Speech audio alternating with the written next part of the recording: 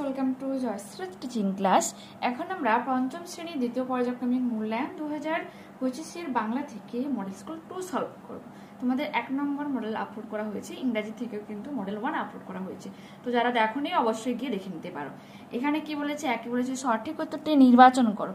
ধনাই চাক দেখতে পায় খ গরান গাছে।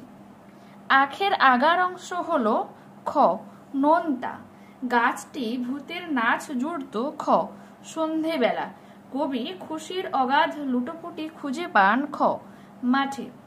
মানুষ শব্দটি উভয় লিঙ্গ, মিনস পুরুষ মহিলা দুজনকেই বোঝানো হচ্ছে। পর্বত শব্দটি ক্লীবলিঙ্গ, জড়বস্তু হলেই আমরা কি বলবো, সেটা ক্লীবলিঙ্গ, যার প্রাণ নেই। দুয়ে কি বলেছে, অতি সংক্ষেপে নিচের প্রশ্নগুলির উত্তর দাও। ছোট্ট ফণিমনসা গাছের মনে শান্তি ছিল না কেন? দেখো, আশেপাশের গাছগুলির পাতা অত্যন্ত সুন্দর আর তার পাতাগুলি বিশ্রী রকমের ছুঁচালো ও কাঁটাযুক্ত ছিল, তাই ছোট্ট ফণিমনসা গাছের মনে শান্তি ছিল না। দুয়ে কি বলেছে, কবিতায় গাছকে মায়াতরু বলা হয়েছে কেন? দেখাচ্ছি তোমাদের, এটা রয়েছে 86 পেজ। দেখো,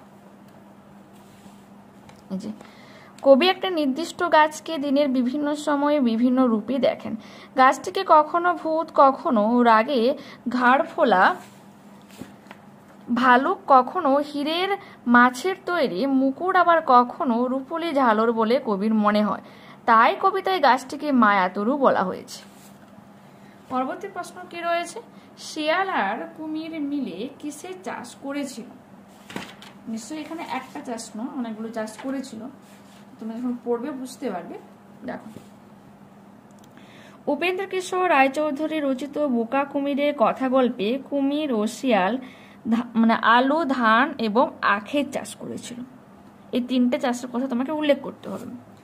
পরবর্তী প্রশ্ন কি বলেছে, ভগবানের প্রাসাদে পৌঁছে ব্যাং কি দেখল? এটা রয়েছে রায়মার্টিন সহায়িকাতে 64 পেজ। 64 পেজ, কোশ্চেন নাম্বার আছে 4। ভগবানের প্রাসাদে পৌঁছে ব্যাং দেখলো যে সেখানে সবাই নানান ভোজ ও আনন্দ উৎসবে ব্যস্ত, তাদের স্ত্রী ও মন্ত্রীরা মহানন্দ করছে।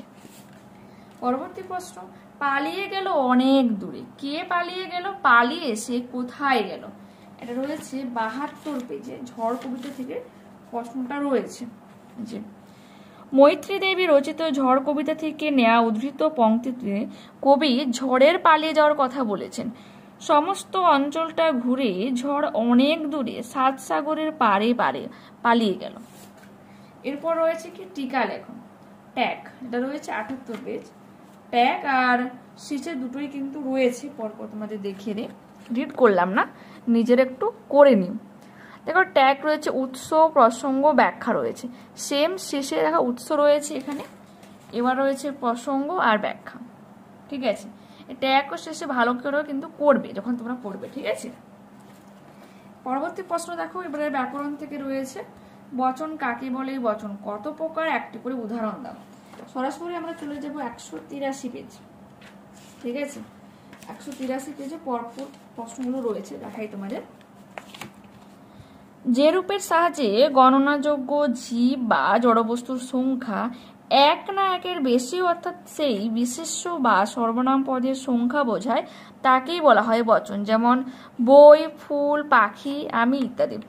বচন কত প্রকার? বচন 2 প্রকার, এক বচন, বহু বচন। উদাহরণ চেয়েছে, এক বচনে বলে দেবে বলটা, টেবিলটা, বইখানা, মেয়েটি। বহু বচন বইগুলি, পাখিরা, আমরা, ফুলগুলি ইত্যাদি।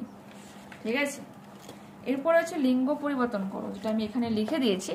গায়ক কি হয়ে যাবে? গায়িকা। কবি মহিলা কবি, পুত্র কন্যা, সাহেব মেম। ঠিক আছে, মেনলি দেখো এখানে সব কিন্তু পুংলিঙ্গ ছিল, আমরা কিন্তু স্ত্রীলিঙ্গে করলাম। এরপর কি রয়েছে, তোমার জন্মদিনে বন্ধুকে আমন্ত্রণ জানিয়ে একটা পত্র লেখো। দেখাচ্ছি তোমাদের। ওকে, তো এক্ষেত্রে আমরা কি করব, দেখো যেটা করতে হবে আমাদেরকে সেটা তোমাদের দেখাই। তোমরা ডান পাশেরটা আছে ওটাকে ফলো করো, বাম পাশটাকে অ্যাভয়েড করো। উপরের প্রশ্নটাতে তোমাকে কি করতে হবে, নিজের ঠিকানা লিখতে হবে। ঠিক আছে, আর যেখানে তোমরা যদি গ্রামে বাস করো অবশ্যই সেখানে গ্রাম, পোস্ট অফিস, থানা, জেলা, পিনকোড আর ডেট অবশ্যই নিচে উল্লেখ করবে। প্রিয় দিয়ে বন্ধুর নামটা উল্লেখ করলে তারপরে কি বলবে, দেখো দয়া করে এটাকে একটা যেমন তেমন চিঠি হিসাবে দেখো না, আমি তোমাকে মনে করাতে চাই যে মহা গুরুত্বপূর্ণ জানুয়ারি 12 তোমরা কিন্তু যখন তোমাদের এক্সাম হবে তার থেকে 10 দিন পরের ডেট তোমরা দিয়ে দেবে। এসে পড়লো বলে। সুতরাং আমার বাড়িতে সেই সন্ধ্যার পার্টিতে আমরা সবাই যে দারুণ মজা করব তার জন্য তোমার তোড়জোড় শুরু করা উচিত। দিনটা তাৎপর্য কি জিজ্ঞাসা করছো? বেশ, খুব বিনয়ের সঙ্গে আমাকে জানাতে দাও যে ওটা একজনের জন্মদিন, আর সেই একজন খুব ব্যগ্রভাবে অপেক্ষা করবে তোমার জন্য আর সেই বইটার জন্য যেটা তুমি তাকে দেবে বলে কথা দিয়েছো, ওটা উপহার হিসেবে। অবশ্যই সেখানে থেকো। মিনিস বন্ধু যে চিঠি লিখছে মিনিস তুমি তোমার জন্মদিন উপলক্ষে তুমি ডাইরেক্ট না বলে কি বললে যে একজন কিন্তু তোমার জন্য অপেক্ষা করবে, অবশ্যই কিন্তু তুমি এসো, এরকম ব্যাপার। ঠিক আছে, মনে রেখো।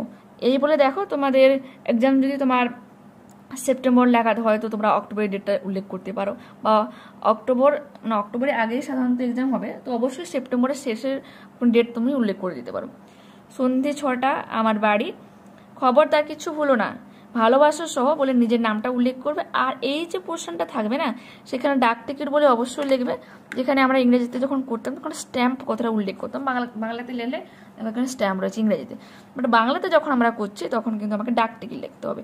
এবার যে বন্ধুকে তুমি লিখছো যে মহিমা রেখা রয়েছে এখানে রয়েছে, তো তুমি যখন তোমার বন্ধুর নাম উল্লেখ করবে অবশ্যই তোমাকে কিন্তু তার পদবিটা উল্লেখ করতে হচ্ছে, প্লাস হচ্ছে তার বাবার নাম কেয়ারো বা প্রযত্নী বলে লিখলে। এরপরে বন্ধুর ঠিকানা অবশ্যই উল্লেখ করবে, সেখানে তোমার পোস্ট অফিস প্লাস হচ্ছে গিয়ে পিনকোড তোমাকে কিন্তু অবশ্যই উল্লেখ করতে হবে। মানে যেখানে তোমার চিঠিটা যাবে কোথায় যাবে, পোস্ট অফিসে যাচ্ছে, ডাকঘরে যাচ্ছে, তো সেই ডাকঘরে কিন্তু নাম্বারটা তোমাকে উল্লেখ করতেই হবে অবশ্যই। ঠিক আছে, তো এইখানেই আমরা ক্লাসটা কমপ্লিট করলাম। নেক্সট ক্লাসে আবারও দেখা হচ্ছে। যারা চ্যানেলে নতুন রয়েছে অবশ্যই তোমরা চ্যানেলটাকে সাবস্ক্রাইব করে নিও। ভিডিওটা একটু ভালো লাগলে প্লিজ এটা লাইক দিও, বন্ধুদের সাথে শেয়ার করো। ওকে, বাই।